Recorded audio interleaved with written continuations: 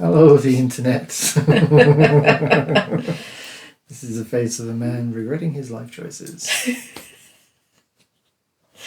So, do we want this to be the season 2 Sure. premiere? Sure. All right. Well, then we have to make reference to you're here.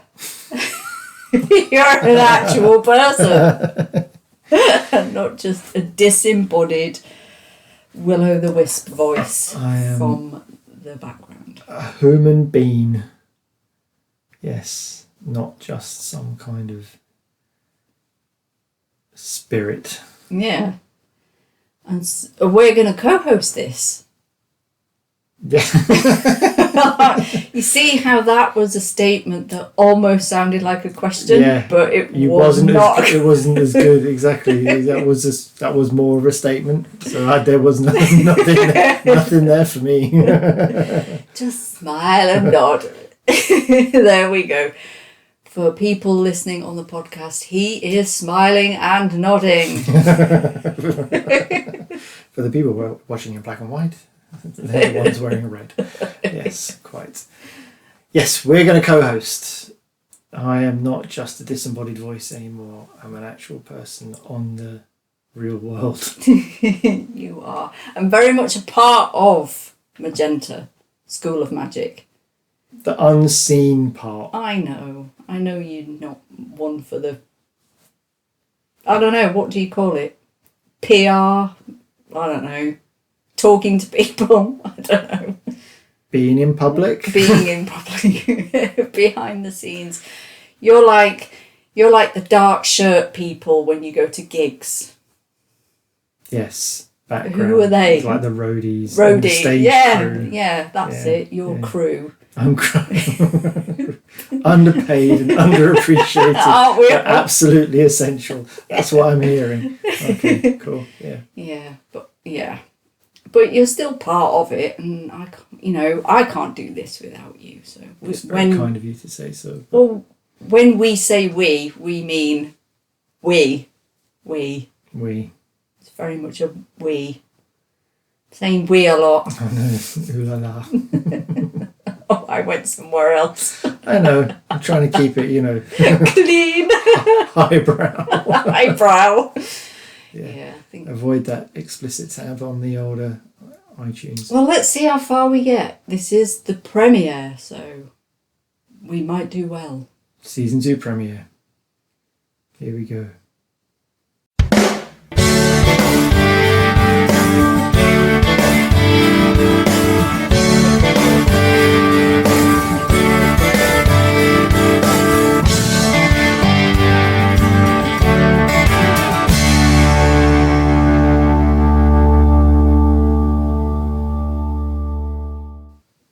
Good bants. It's kind of easy repertoire that's going to shoot us to number 1. All right. You're going to teach me some stuff today. All right. Because as a member of the crew, the unseen, I'm not the brains, not the educated. So you're going to teach me some stuff. All right, I'll try.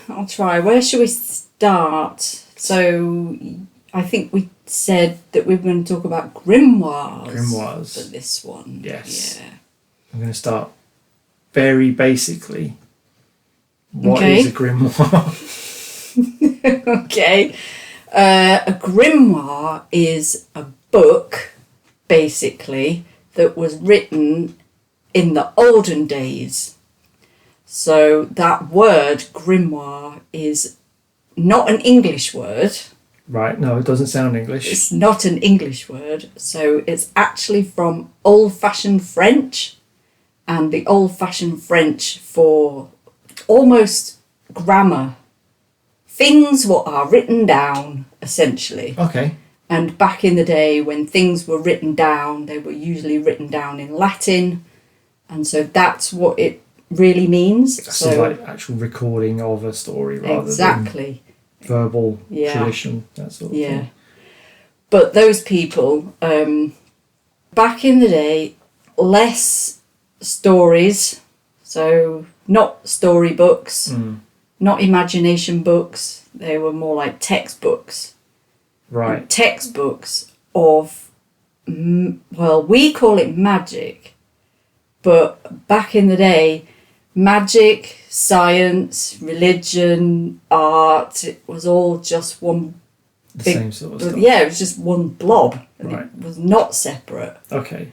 So Grimoire is specifically that kind of text. Yes. It's not just any old book No. Specifically about what we would call magic. what we today would call magic. Right. Yeah. Okay. All different flavours of magic. Okay. They were all called grimoires. All right.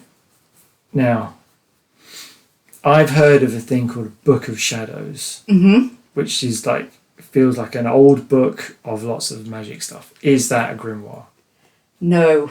Right. Why is it not a grimoire? Because Book of Shadows is an invented concept, invented by this chap called Gerald Gardner, who invented Wicca. Right. So, and Wicca was invented round about the 1940s, 50s. Okay. So not old at all. But grimoires are old. Very old. Medieval, even before. Okay. So Book of Shadows is a grimoire, but not all grimoires are books of shadows. Okay.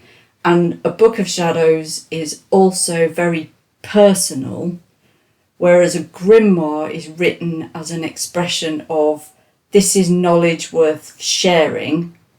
A Book of Shadows is knowledge I want to keep for myself. Okay. So more like a personal book of magical stuff. That works for that person. Yeah, like a magical journal type thing. Yeah, like for that person or that coven. Okay. Because, so full disclosure, a lot of what I know about this sort of stuff is from pop culture, obviously. Yes. Why would it not be? Indeed. So I recognise Wicca because of Willow in Buffy. Sure. And I ask about Book of Shadows because the Charmed sisters consult a Book of Shadows. They do. And I thought it was a grimoire because they pretty much act like it is. Yes. Like it's some magical reference book from eons ago that will tell them the answers and they can learn stuff from. It is. But you saying that it's sort of like something that they would write themselves as well, like a journal? Yes. So are the Charmed ones lying to me? Is that what I'm hearing right now? The Charmed ones, so their Book of Shadows is more like Facebook of demons when you watch Charmed and they're flicking through that bloody book. Yeah. And it's like, oh my god, there's the demon that we've just been fighting. That's how they use their Book of Shadows, but that is not every Book of Shadows. Like Giles in the library at Buffy. Yeah. It's like, look, I've got a book with some pictures. Oh, look, I've literally just found the one that we saw 2 minutes ago. Yeah. What a happy coincidence. Exactly. I get that that's a narrative construct, but still. Okay, right, yeah, so they're kind of bending the truth rather than outright lying to me. Yeah. So people will have heard of Books of Shadows. Yes. And less grimoires. Because we've watched Charmed. Exactly. So I think it's an easier sell and it's Hollywood magic, so they can do what they want with it and we just believe it. We just think, well, that's how magic is. Okay, so these grimoires are from medieval times, from ages and ages ago. How do we know? Where have we found them? Where have they come from? It was like Indiana Jones dug them up somewhere. Or Well, yeah, some of them they have been just found. There was one that was in Oxford in a library, and this scholar was just happening upon. He was doing his research for his thesis or whatever, and was just in the library and found a manuscript and was like, oh my god. And it was just I like the idea of a librarian being surprised to find a book in a library, but like I a appreciate dead old manuscript. Unrecorded. Yeah, so, and they then went off and they cobbled together all the rest of the bits of manuscript, and it was like, ta-da, there's that grimoire, it exists. And that got produced in the 60s. Okay. Yeah, So so like, when you say they went and cobbled it together, like a quest type thing, like the... pretty much, that's how I imagine it. Yeah, exactly. I imagine it exactly like that. But that's, finding things in caves and stuff like in Indiana Jones, that's exactly how the Bible came to be, with the Dead Sea Scrolls and digging it up, and it's like, oh my god, all of these books. And yeah, I mean, legit. He didn't find those ones. No, he didn't find those ones, no. But like, legit, this is how things get discovered. Okay. They're just happened upon in a library or in some antiquity shop somewhere random, and oh look, this is this book. Okay, but what's to say that this guy in Oxford who found this manuscript hadn't just made it up? Like, these are some things that he'd come up with, and then he kind of went, oh look, I found this manuscript. And see, all he already done is he just dyed the paper in tea water, like you do in primary school. And he kind of scribbled it in Latin because he's an educated man. That's what he can do, so he can write this stuff in Latin. He oh look, a manuscript. How do we know that this stuff is real? Science. So like carbon dating yes, and stuff like that. Science tells us that these things are dead old. Okay. And that's why we know that they are genuine and they're not just people that think, I know, I'll have a bash.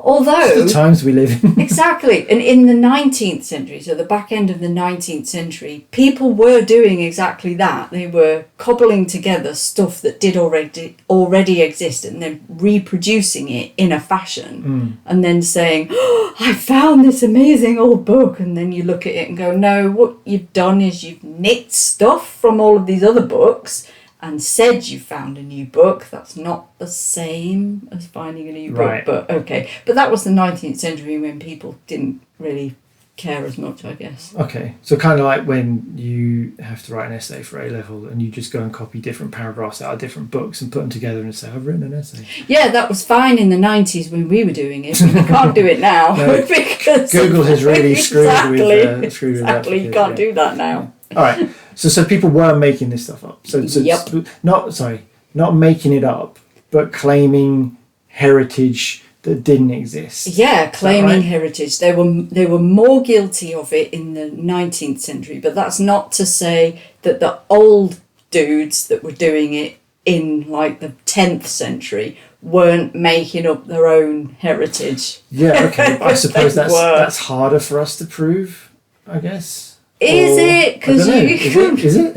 Well, when you read these old books and you read their version of the prologue about, oh my God, this is where I found this book, and you just read it and you think, so you're telling me an angel came to sit with you to write this book? And back in the 10th century, maybe people did sort of nod sagely and go, oh, wow, yeah, no, I can totally see why wouldn't they do that?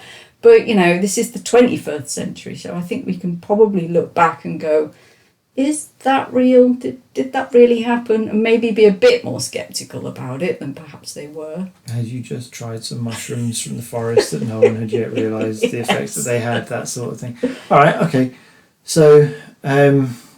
that all makes sense. So so they're texts of magic for educational purposes. So we are led to believe. So is it our understanding of, because obviously they're in Latin and things like that. So what are some good ones? What are ones that people should look at or could look at or... Wow, God, there are loads of them. I've got a few favourites. The Picatrix is, well, that's my absolute favourite. I don't know how you feel about it. Other than it's got a hella cool name. The Picatrix. I mean, it sounds kind of like what I'd go shopping for at Woolworths in the 90s and a Pokemon, but No, I don't know anything about the Picatrix. Pick and mix. Pick and mix.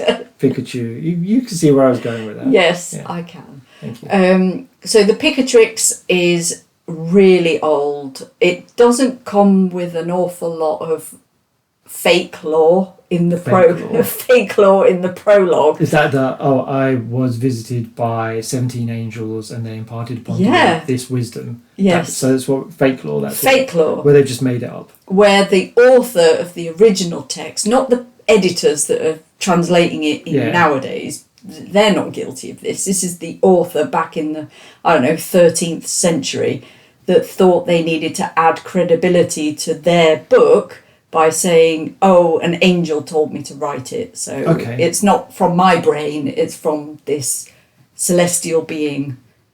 A practice common in religion, let's be honest. Of course. Okay. So this dude, the Picatrix dude, who's an anonymous dude, just wrote their book, and that was that. They didn't give any so like a proper... Yeah. Like you would actually write a book. Like you would write a book. I'm an expert in what I'm writing. Yeah. That's good enough for me to be able to write this down and be accepted. So that in itself kind of suggests this should be taken slightly more seriously than the ones who do the modern day food blogger approach, whereas before I get to the recipe, I'm going to give you 15 paragraphs on my life story and where this came from. I was on a bus once and, that sort of thing. So, no one cares about that. No, just tell me the stuff I need to know. Tell me the Get to the good stuff. Yeah.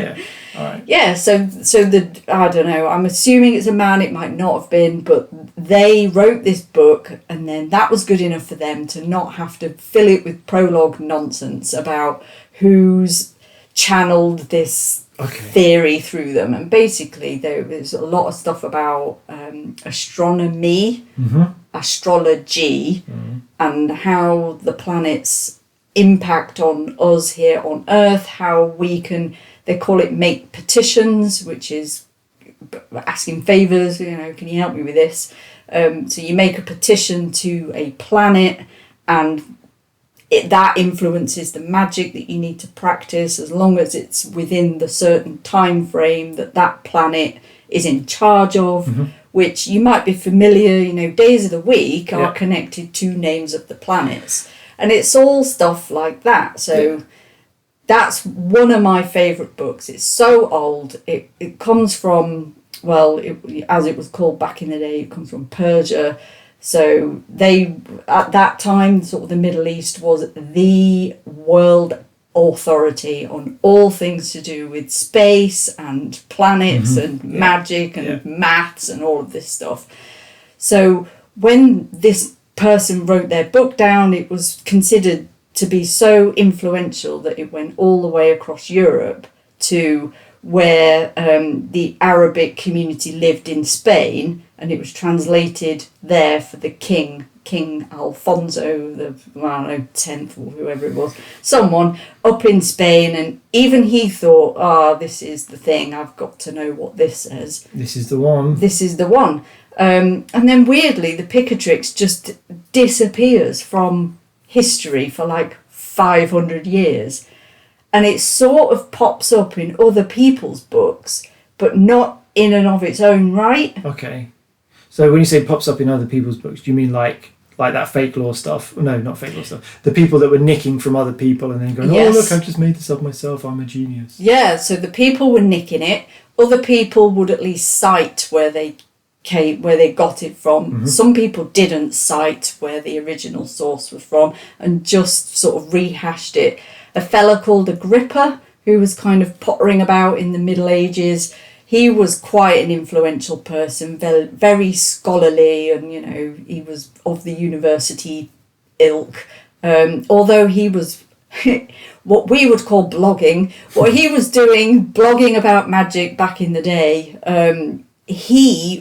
had he been a woman, would have been swept up in all of that witchcraft is bad nonsense. Right, okay. But, being an intellectual male, managed to get a free pass, and it's like, oh no, you're doing it because it's for university, so it's fine. So obviously this is serious because a man had said so. That's sort of, okay, fine. So in his books, the 3 books of occult philosophy, he actually refers back to theories that are laid out in the Picatrix as well. right. And even today, where we talk about Mars is all to do with Tuesday and the moon is all to do with Monday, that's where it comes from. So it doesn't just come from nowhere.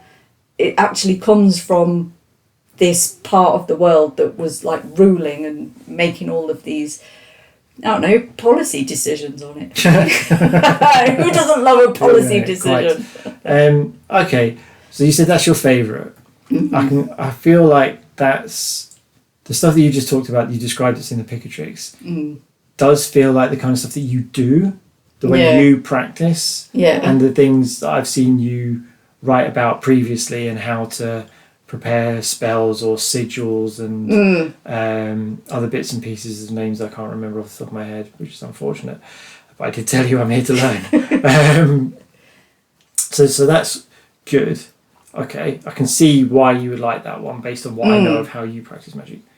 What are some bad ones? Oh, some proper bad ones.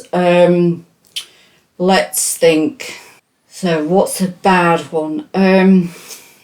Well, I mean, I hate to pour petrol. No, piss. No, petrol on somebody else's creative journey. All right, maybe not a bad one then. What are some that are less, you shouldn't take quite so seriously? All right, so there are a bunch of them that were sort of written around the same time. Like I was saying, the 19th century. They claim to be super old, but they're not. And there is one in there called the Grand Grimoire, which sounds like it sounds like it's awesome. Sounds like Jeff Goldblum in Thor. Yes, the Grand Grimoire, aka the Red Dragon. So it's because the Grand Grimoire is not as extravagant a title enough. We need some more. We do. Please embellish. So it's a bit dumb, if I'm honest. Okay. I mean, it claims to be super old and it's not. I think it even goes so far as to say it was written by King Solomon himself.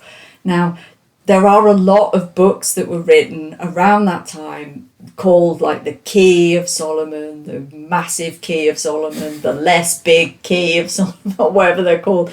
They all claim to have been written by King Solomon. Sadly, spoilers, they weren't. They were just written by other people. But again, they needed to have that, I don't know, influencer to add credibility. When you say they were written by other people, do you mean like in the same way that, say, celebrities now get their books ghost written, or they were just genuinely someone's written it and pretended it was Solomon? Oh God, no! It's the second thing. Okay. Totally the second thing. Totally. I think. Can you imagine nowadays with everyone is so litigious that if I was to write a book and then say, "Oh no, Kate Middleton's written it," I think, can you imagine? Like the bloody world would kick off, as rightly so. But we don't. They didn't live in that world back then, so it was fine to do that. Well, it wasn't fine, but no one complained. It was less problematic. Less problematic, exactly. So there are a couple of like really dumb ones. So okay. The Grand Grimoire, I think, is quite possibly the dumbest. Right, what does that one pretend to do? Summon demons, mostly. I mean, I'm not, are demons real? I don't know. I'm not really wedded to one belief or another. When it comes to that, people will believe what they believe. Some people really do want their magic to be influenced by something external to them, and that might be God, it might be an angel, it might be a demon, whatever persuasion you are. It doesn't matter. But this book claims to list their names, and this is how you can like ring them up or at them, and this is how they turn up in your life. And I just think, but you wrote that, and I'm not convinced. I'm not convinced by it at all. Okay, so it's like a Demon Yellow Pages. Yeah. Okay. Pretty much. Or whatever the modern day equivalent of the, I know, you're showing your age now. Oh, so sad. But I can imagine that was popular though, because I mean, certainly now, let's be honest, a lot of what we see on television, what we read and things like that shows magic, shows it with the context of, you know, fire coming out of your hands. You can do all of this kind of stuff. You can summon a demon and do the following, blah blah blah. When you draw your circle, get your candles, do your incantations. Yeah. Oh, here comes the monster or demon or whatever. Sorry, not all demons are monsters. I completely appreciate that. And here to help. And so I can understand why that would probably be quite popular, because that's what people expect magic to be. That's right, they did. So less problematic as you got sort of more into the 19th and 20th century than, say, trying to do that in the 15th, 16th century. Hella problematic. Yes, then. I can imagine that didn't go over well. No, less cool to be able to write all of that stuff down and kind of own it. But yeah, you're right. Even today, when we talk about magic and what does that look like, and it's summoning this and that and the other, it's accessible. Everyone's all right with it, but it wasn't always the case. So even when people were writing these grimoires, when people started to get a bit tetchy and twitchy about it, was sort of in the transition from many gods to one god of whatever religious persuasion you were. That's when it started to get really problematic, and magic and science and art and medicine, it was all divided. And then the magic bit, that was the nonsense bit, and that was the evil bit, obviously, because your god is evil and my god is not. And that's where all that came from. So all of those gods were then rebranded as demons. Right, okay. So when you read a book and it's, summon a demon, that word, that label is actually really triggering for me personally, because you look at it and you just think, but that word is someone's rebranded an older Celtic or pagan or whatever. History is written by the victors. Exactly. My new shiny god is wonderful, and everything that you thought before was evil and horrible. Therefore, whatever god it was, I mean, mono-religion, whatever, it could have been any. I mean, I don't know, how many gods are there? Like 50, depending on what religion you are. Yeah. There's only one, but whatever. And it's that. So I do get a bit, that word demon, when you say that to non-magical people, they do have these, I don't know, cultural impressions of what that is. It's always someone who's going to kill you, for example. Yeah, there's no positive connotation. No, but that word demon was just to rebrand all the old gods from good, helpful. They help with the harvest, they help with fertility, they help you to be kinder to others.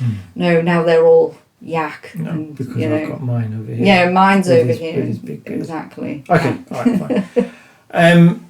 All right, I think one last thing I want to know, because we've talked about where they originated from.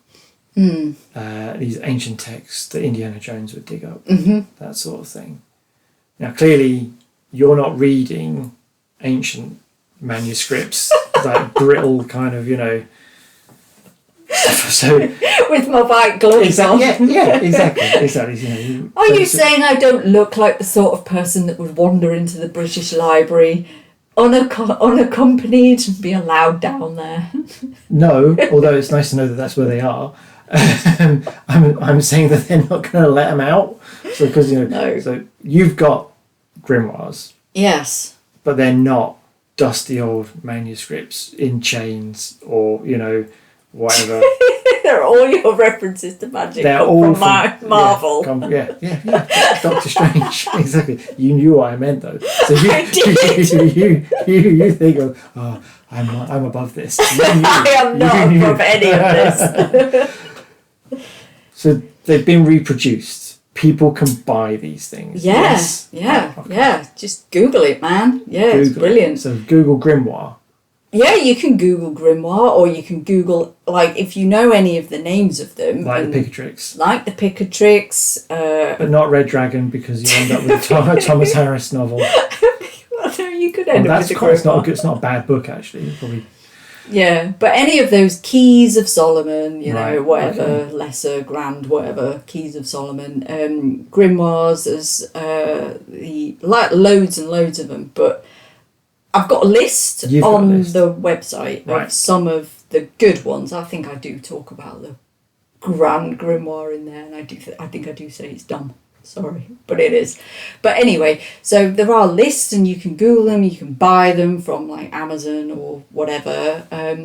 So way cleverer people than me, who do look the sort of people who can wander into the British Library and not be followed around by security, have been allowed access to these. So Okay. scholar people, you know, university people, you know, big bookworms, Right. big bookworms have So- gone in. Firstly, sorry, hang on. I just need to. You are more than clever enough to do all of this stuff. But I didn't learn Latin. That's so what I think you're getting right. So it's people have translated them. Yes. Academic scholars have done the bits Yeah. and pieces. You're clever enough to understand them, but you wouldn't have done because they were in Latin because you didn't learn it. No, and Latin was the language. That was the the language.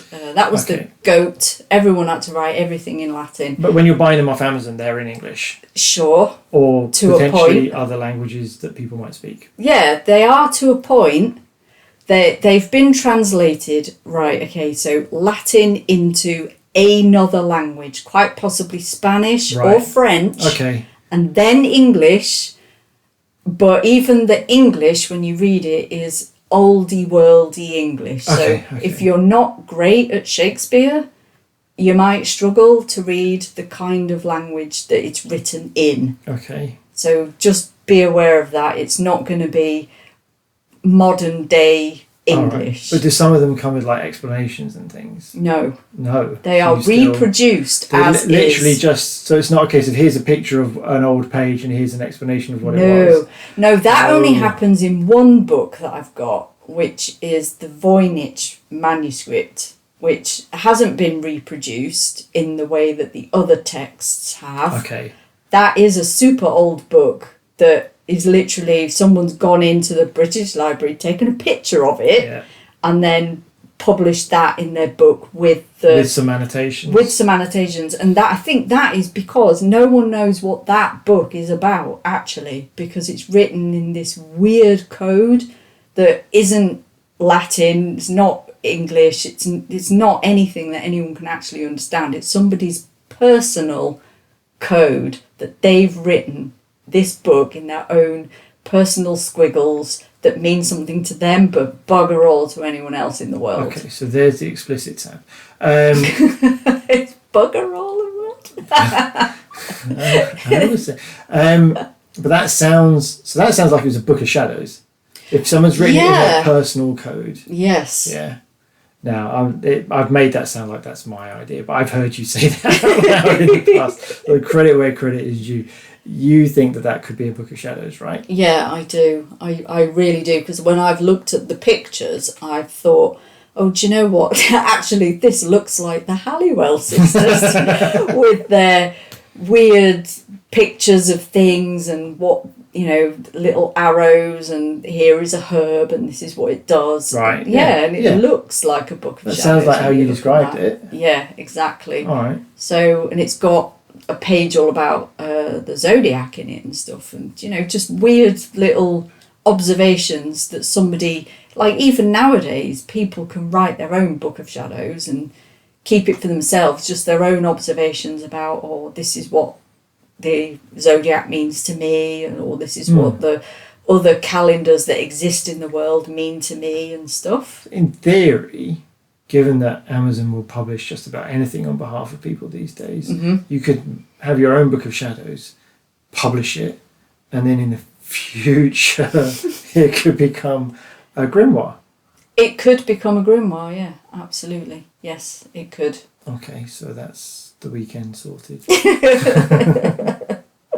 Fair All right. enough. I feel like I've learned some stuff. I feel like I do know more now about grimoires.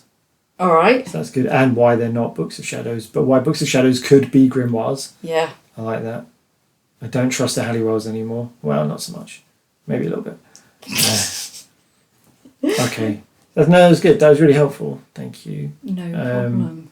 And people can read the list that you wrote about what are good grimoires, what are bad grimoires. Yeah, they can. It's on magentaschoolofmagic.com, obviously, like everything is. Just go there. That's where all the good stuff is. You know, it's not on Insta or Twitter. Don't look there. That's just garbage. Garbage card of the day. Don't look on that.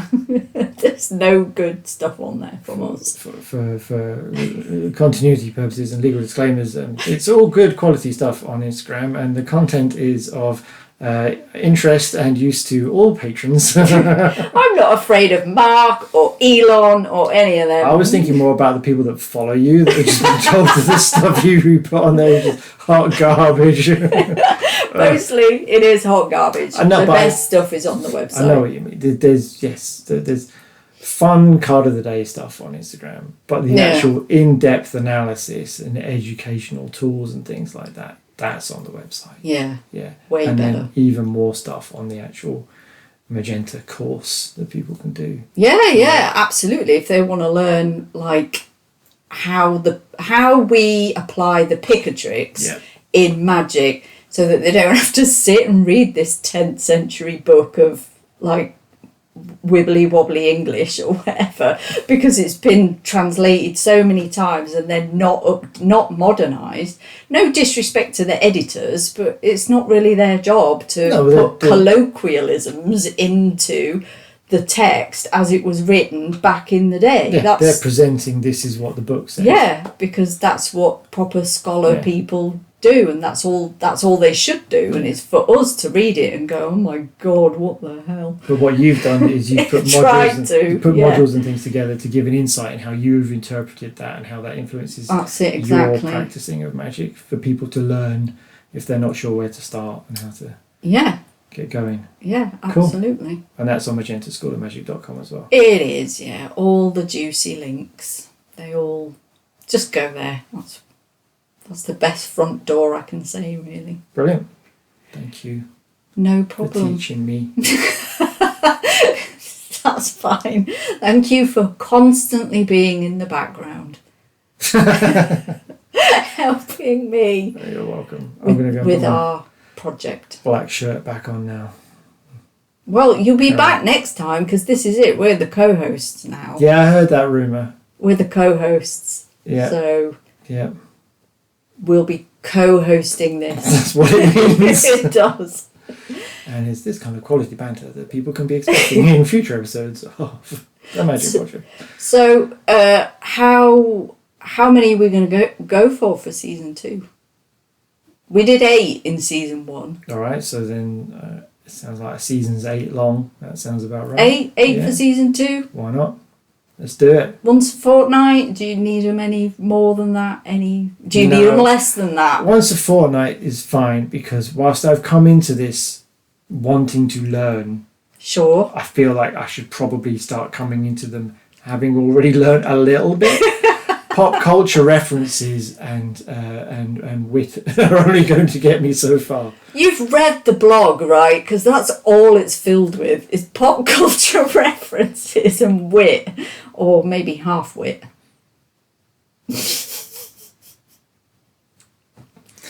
No, full wit. Full wit.